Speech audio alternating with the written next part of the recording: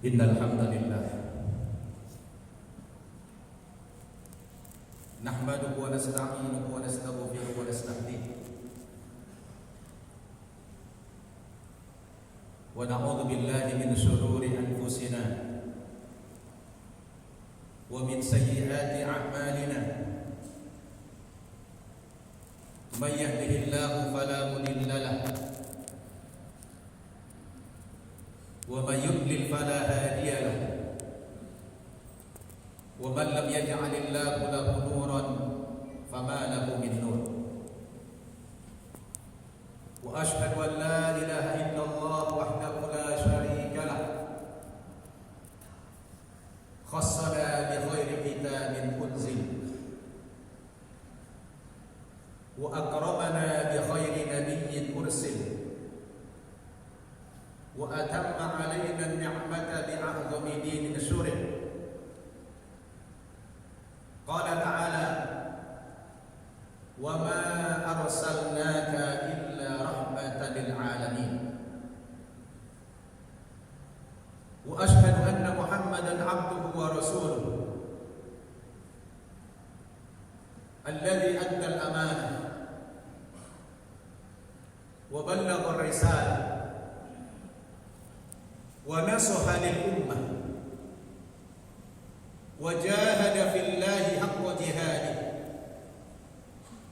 wa tarakna 'alal mahajjatil bayda layluha kanahariha la yuzigu 'anha illa halik faman yuti'illaha wa rasulahu faqad faza fawzan 'azima wa man ya'sillaha wa rasulahu faqad dhalla dhalalan mubina. Fa salawatullahi wa salamuhu alaihi wa ala alihi wa ashabihi wa man wala.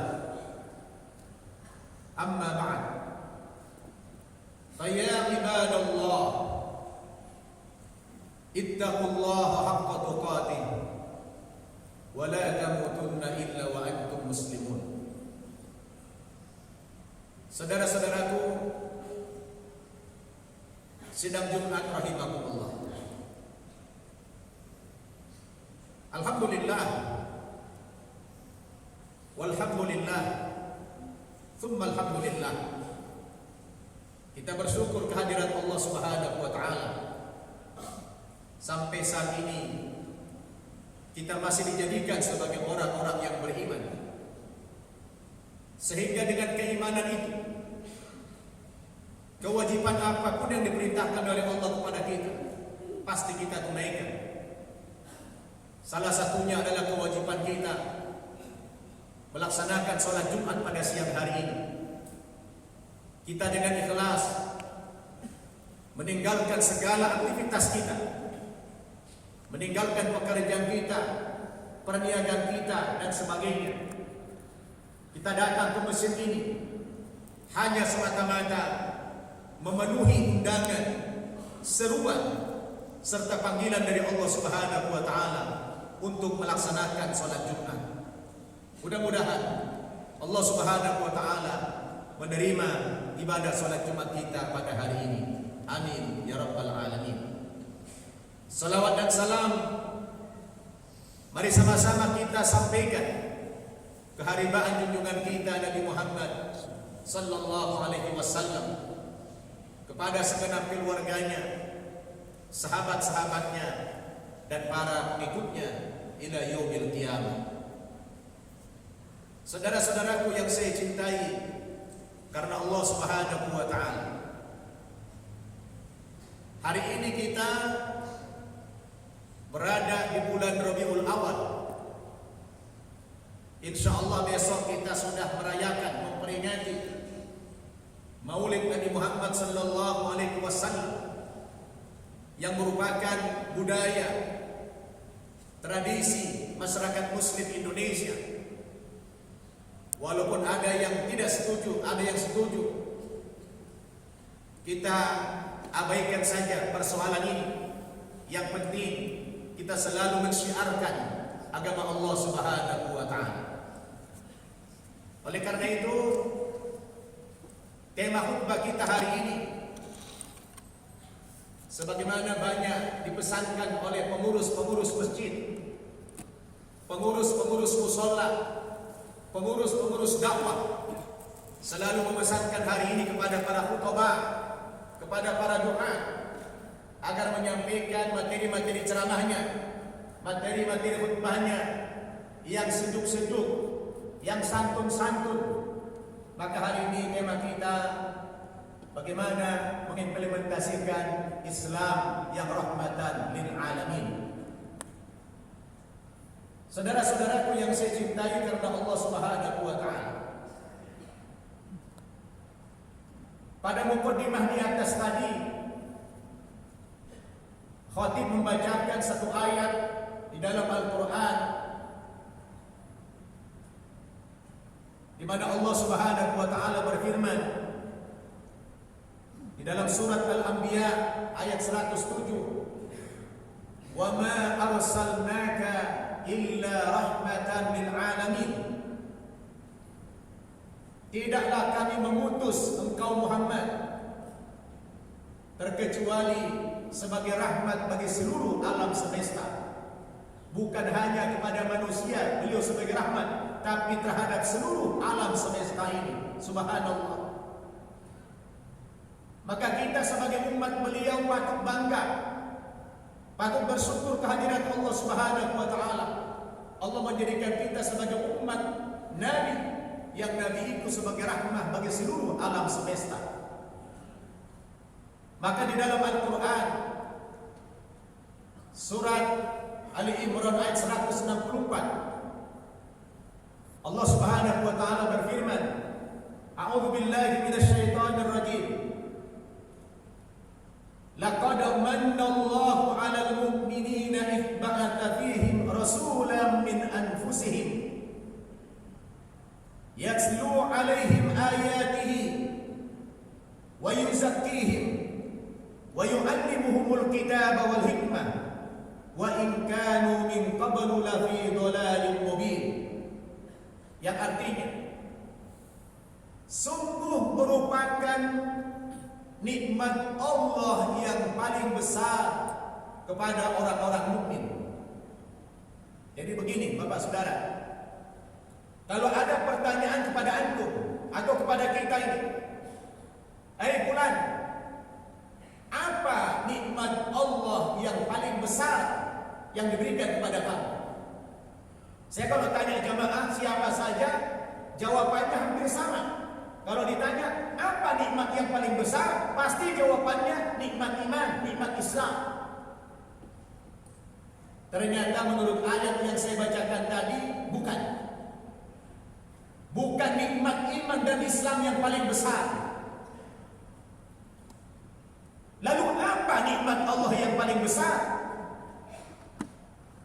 Berdasarkan ayat yang saya bacakan tadi, nikmat Allah yang paling besar itu adalah ba'atha fihim rasulan min anfusihim. Diutusnya Nabi Muhammad sallallahu alaihi wasallam ke dunia ini. Kehadiran Nabi Muhammad ke dunia ini merupakan nikmat Allah yang paling besar, bukan nikmat iman, bukan nikmat Islam. Logikanya, seandainya Nabi Muhammad belum lahir sampai hari ini, rasanya mustahil kita bisa menjadi orang yang beriman, mustahil kita bisa menjadi orang yang berislam, saudara. Kenapa? Karena sepeninggal Nabi Isa itu Nabi terakhir. Sebelum datangnya Nabi Muhammad SAW, dia adalah Nabi terakhir sebelum Nabi Muhammad diutus. Ada masa fatrah, jarak dari Nabi Isa sampai Nabi Muhammad itu hampir 6 abad lamanya tidak ada diutus Nabi. Ada kekosongan pengiriman Nabi. Hampir 6 abad terjadi kekosongan pengiriman Nabi. Nabi Isa agamanya apa? Nabi Isa agamanya Islam. Agamanya Islam. Dan semua Nabi beragama Islam. Beliau diberikan wahyu oleh Allah, yaitu Adapun sepeninggal Nabi Isa, beliau tidak meninggal. Beliau diangkat ke langit oleh Allah, diselamatkan, tidak dibunuh, tidak disalib, dibantah oleh Quran. Wa ma qataluhu wa ma salabuhu walakin syubbiha lahu. Nabi Isa itu tidak mati dibunuh, tidak pula disalib. Yang mati dibunuh dan disalib itu orang lain, yang diserupakan wajahnya seperti Nabi Isa. Nabi Isa yang diselamatkan oleh Allah kemana? Barrafa'allahu ilaihi wa kana Allahu azizan hakima. Nabi Isa diangkat ruh dan jasadnya ke langit sana oleh Allah Subhanahu wa taala. Sampai hari ini Nabi Isa masih hidup dalam dimensi lain. Loh kok bisa Ustaz? Kan sudah 2000 tahun lebih kok masih hidup? Mudah bagi Allah. Ashabul Kahfi seorang beberapa pemuda di Gua Kahfi itu ditidurkan oleh Allah 300 tahun lebih. Kok bisa hidup? Mereka tidak makan, mereka tidak minum, kok bisa hidup? Yang namanya orang tidur apa butuh makan? Yang namanya orang tidur apa perlu minum? Orang tidur itu tidak butuh makan, orang tidur tidak butuh minum, tidak lapar, tidak haus, namanya orang tidur. Siapa yang menidurkan? Allah Subhanahu wa taala. Bagi Allah mudah. Kalau Nabi Isa dihidupkan sampai hari ini mudah. Makanya nanti salah satu ciri kiamat yang kubra min asyrati sa'ah, dari 10 tanda-tanda kiamat besar, salah satunya adalah Nabi Isa datang ke dunia ini turun. Kenapa? Karena di dunia dia lahir, di dunia dia dilahirkan, maka dia nanti matinya harus di dunia juga, di bumi juga dia mati, bukan di langit. Itu adalah keyakinan kita yang tidak boleh dibantah. Orang lain boleh silakan, tapi di keyakinan kita orang Islam dalam Al-Quran dikatakan dia tidak mati, tidak disalib. Nah, sepeninggal dia, kitab sucinya, Injilnya berpindah tangan kepada kaumnya. Ternyata kitab suci itu mengalami distorsi, mengalami perubahan, sehingga umat kehilangan arah. Yang tadinya Nabi Isa hanya sebatas seorang rasul, dirubah levelnya menjadi lebih tinggi lagi, sehingga manusia sepeninggal Nabi Isa itu berada dalam kegelapan. Wa in kanu min qablu la fi dhalalin mubin. Sebelum Nabi Muhammad datang, manusia semuanya berada dalam kegelapan yang sangat luar biasa. Mereka tidak kenal lagi Tuhan. Di satu sisi masyarakat dulu, masyarakat jahiliyah, bukan mereka tidak percaya kepada Tuhan. Mereka percaya Tuhan itu ada. Karena logika mereka berpikir, ini saja podium ini, tidak mungkin ada yang bikin tanpa ada yang bikin. Ini semua bangunan ada yang bikin ini. Masa alam ini, jagat raya ini ada, tidak ada yang bikin, mustahil. Maka masyarakat jahiliyah itu percaya Tuhan itu ada. Wala in sa'altahum man khalaqas samawati wal ardh, Muhammad, kalau kamu tanya orang-orang jahiliyah, orang kafir Quraisy, man khalaqas samawati wal ardh, siapa yang menciptakan langit dan bumi ini? La yaqulunallah, pasti mereka menjawab, yang menciptakan langit dan bumi ini adalah Allah. Mereka tahu Allah itu ada. Tapi Tuhan dalam persepsi mereka bentuknya adalah patung. Maka mereka buatlah Lata, Uzza, Manat, Hubal, patung gede, ditaruh di sudut-sudut Ka'bah, Ka'bah 4 sudut, ditaruh di sudut patung gede, dan ada ratusan patung-patung kecil ditaruh di sekitar Ka'bah itu. Lalu mereka sembah karena mereka tidak ada hidayah, mereka tidak punya pedoman, mereka tidak punya kitab suci yang benar. Di satu sisi mereka punya kepercayaan, di satu sisi mereka masih beriman kepada Allah, tapi sisi lain mereka tidak tahu Allah itu siapa, Allah itu yang mana. Maka dalam kondisi begitu manusia semuanya 600 tahun itu, datanglah Nabi Muhammad sallallahu alaihi wasallam. Maka kata Allah, laqad manallahu 'alal mu'minin. Kehadiran Nabi Muhammad itu merupakan nikmat Allah yang paling besar, bukan nikmat iman dan Islam. Sebab dengan diutusnya Nabi Muhammad itu, kita bisa beriman kepada Allah dan bisa beriman kepada Islam. Maka begitu cara berpikirnya. Bagaimana kita cinta kepada Nabi? Begitu cara berpikirnya. Dengan beliaulah kita bisa beriman. Tanpa beliau kita tidak mungkin bisa beriman, saudara. Oleh karena itulah kehadiran beliau ke alam ini sebagai rahmat lil alamin, kepada alam semesta. Makanya ada seorang penyair. Penyair itu kebetulan seorang sahabat yang bernama Hasan bin Sabit radhiyallahu anhu. Saking mulianya Rasul, apa dia bilang? Ya Rasulullah, khuliqta mubarra'an min kulli aibin, ka'annaka qad khuliqta kama tasha. Masya Allah. Ya Rasulullah, kata Hasan itu dalam syairnya, engkau dilahirkan ke dunia ini benar-benar terbebas dari segala macam aib. Artinya Anda tidak punya kekurangan apapun, tidak ada kesalahan apapun Anda ini.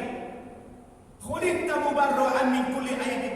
Engkau dilahirkan ke dunia ini terbebas dari kesalahan, terbebas dari segala macam aib. Ka'annaka qad khuliqta kama tasha. Seakan-akan seolah-olah engkau dilahirkan berdasarkan maumu sendiri, berdasarkan kehendakmu sendiri. Subhanallah, karena dicari-cari kesalahan Nabi, tidak ada. Begitu sempurnanya beliau. Maka lawan-lawan beliau mengagumi, apalagi sahabat-sahabat. Lawan saja kagum sama beliau, kagum sama akhlaknya, apalagi sahabat.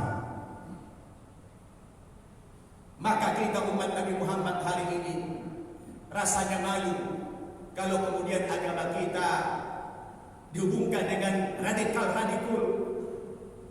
ekstrim, kriminal, dan lain sebagainya. Kita malu menyandang predikat sebagai umat Nabi Muhammad sallallahu alaihi wasallam. Karena Nabi Muhammad itu seorang yang sangat mulia perangainya.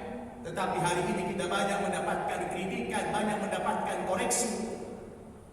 Boleh jadi karena kita salah di dalam mengimplementasikan ajaran Nabi Muhammad sallallahu alaihi wasallam, yang kita lebih mengedepankan emosi pribadi kita daripada dalil-dalil contoh dari Nabi Muhammad sallallahu alaihi wasallam.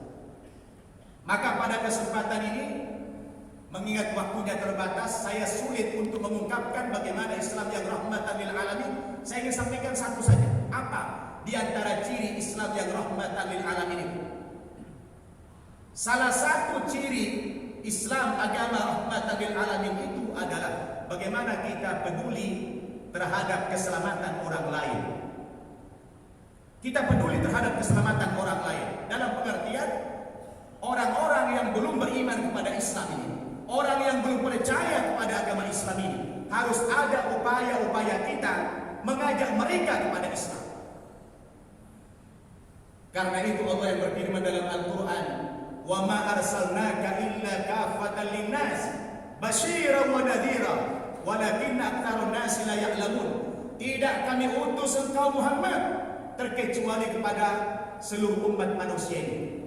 Kehadiran Nabi Muhammad ke dunia ini di samping menjadi rahmat bagi seluruh alam, beliau juga diutus oleh Allah, dihadirkan oleh Allah untuk menjadi seorang dai, seorang rasul, seorang penyeru yang mengajak seluruh umat manusia supaya beriman kepada Allah Subhanahu wa taala. Maka ketika beliau sudah wafat, tugas dan amanah ini berpindah kepada kita. Maka Allah katakan dalam surat Al-Isra ayat 15, "Wa ma kunna mu'adzibina hatta nab'atha rasula." Kami tidak mengutus, kami tidak akan mengazab satu kaum, kata Allah, tidak akan mengazab satu kaum sampai datang kepada kaum itu utusan Allah Subhanahu wa taala. Sampai datang kepada kaum itu utusan Allah. Utusan Allah siapa? Bisa berupa rasul, bisa berupa nabi, bisa berupa ulama, bisa berupa dai, bisa berupa mubaligh. Intinya harus ada orang-orang Islam yang menyampaikan Islam kepada orang yang belum beriman kepada Islam.